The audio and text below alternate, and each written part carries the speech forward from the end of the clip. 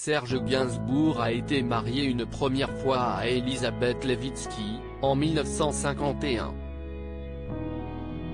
Après 6 années de mariage, est-il le divorce. L'interprète de la javanaise rencontre en 1958 Françoise Pancrazi, qui est la fille d'un riche industriel. Est-il le coup de foudre. Grâce à elle, il vit une nouvelle vie, presque bourgeoise, et adopte un train de vie cossu dans un bel appartement situé rue Tronchet.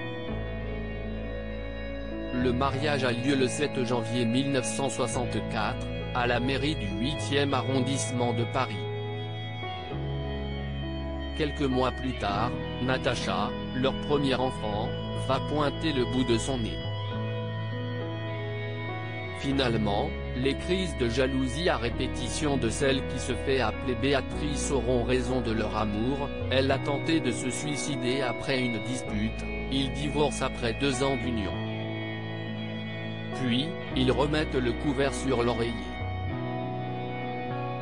De ces retrouvailles en 1966, naîtra Paul, en 1968. Seulement voilà, leur couple bat de l'aile et ils se séparent définitivement quelques mois après la naissance du petit garçon. Avant le mariage on avait vécu à la colle et tout baignait, après, les choses ont commencé à virer au vinaigre, elle n'acceptait pas ce métier de rencontre. Confiera Gainsbourg. Puis vint l'ère Birkin. Jane Birkin et Serge Gainsbourg, comment se sont-ils rencontrés? est sur le tournage du film Slogan, en 1968, que Jane Birkin croise la route de Serge Gainsbourg. À l'époque, il sort d'une relation compliquée avec sa seconde épouse, Françoise Antoinette Pancrazi. Mais très vite, il tombe sous le charme de cette sublime actrice de 22 ans dont la beauté est à couper le souffle. Sans parler de son accent british, irrésistible. Sur le tournage, l'artiste ne cesse de la titiller. Je l'ai trouvé compliqué, arrogant, pendant le tournage. Mais finalement c'était un chou. Drôle, charmant, prévenant.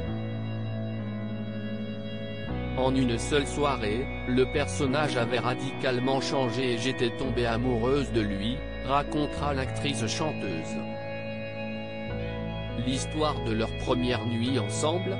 À l'hôtel, Jane Birkin va se rafraîchir dans la salle de bain et lui, scène d'or.